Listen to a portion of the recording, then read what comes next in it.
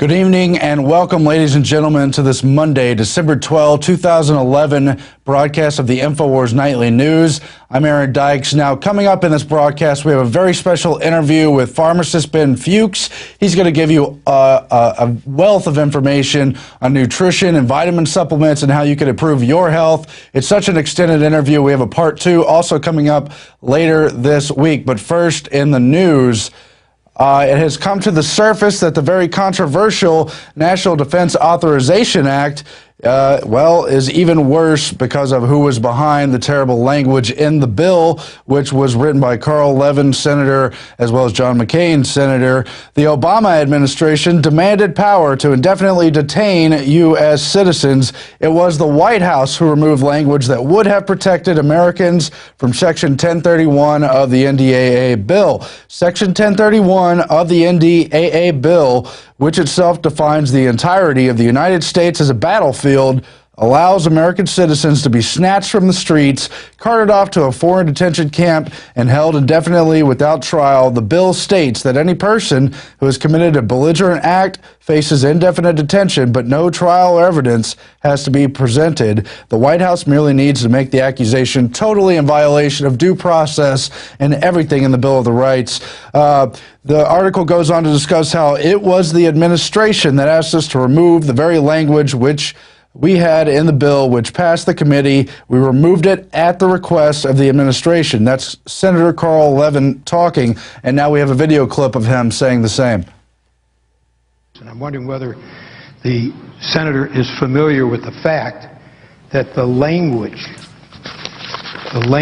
which precluded the application of Section 1031 to American citizens was in the bill that we originally approved in the Armed Services Committee, and the administration asked us to remove the language which says that U.S. citizens and lawful residents would not be subject to this section. Is the senator familiar with the fact that it was the administration that asked us to remove the very language which we had in the bill which passed the committee, and that we removed it at the request of the administration that would have said that this determination would not apply to U.S. citizens and lawful residents? I'm just wondering, is the senator familiar with the fact that it was the administration which asked us to remove the very language, the absence of which is now objected to by the senator from Illinois? I'm familiar now because the senator from Michigan has shared that fact with me. And so again, that's legislation that would have, at least in the language, protected American citizens from this indefinite detention.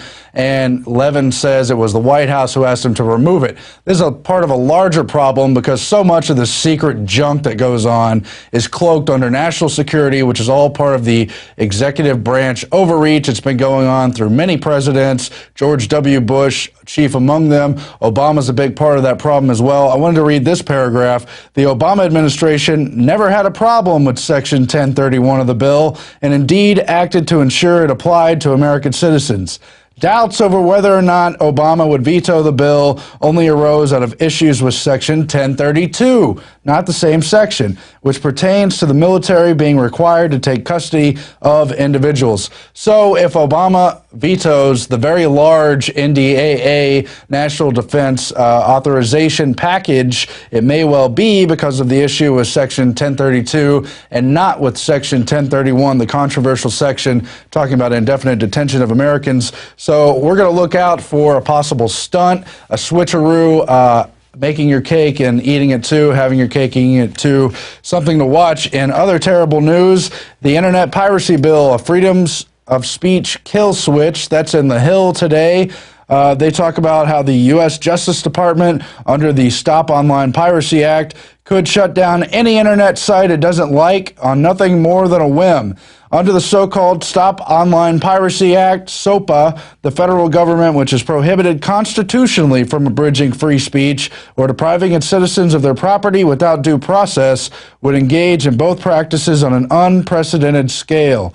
In establishing the precursor to a taxpayer-funded thought police, it would dramatically curtail technology investment and innovation, wreaking havoc on our economy, and goes on to talk about how any accuser or competitor needs to do in order to obtain an injunction relief is point the finger at a website. And obviously they can use this to selectively shut down almost anything. They also reported on it here in the Washington Post in the article Overkill on Internet Piracy. Of course, InfoWars has been warning about the internet kill switch bills that the Senate and others have tried to introduce for years. Paul Joseph Watson wrote the Senate to sneak through internet kill switch bill back in August 26th of 2010.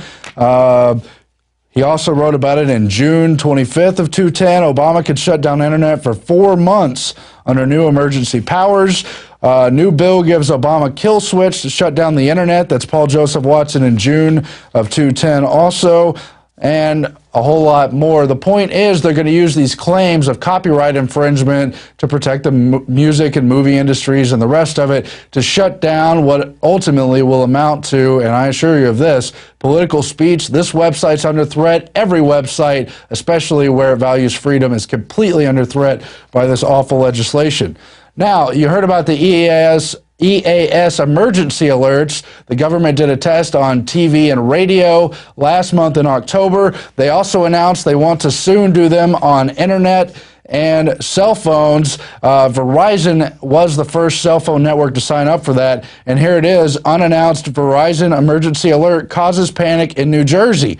An unannounced test of soon-to-be mandatory emergency alert system caused panic in New Jersey after Verizon customers received text messages warning them that a civil emergency was in progress and to take shelter, prompting alarm and a flood of 911 calls.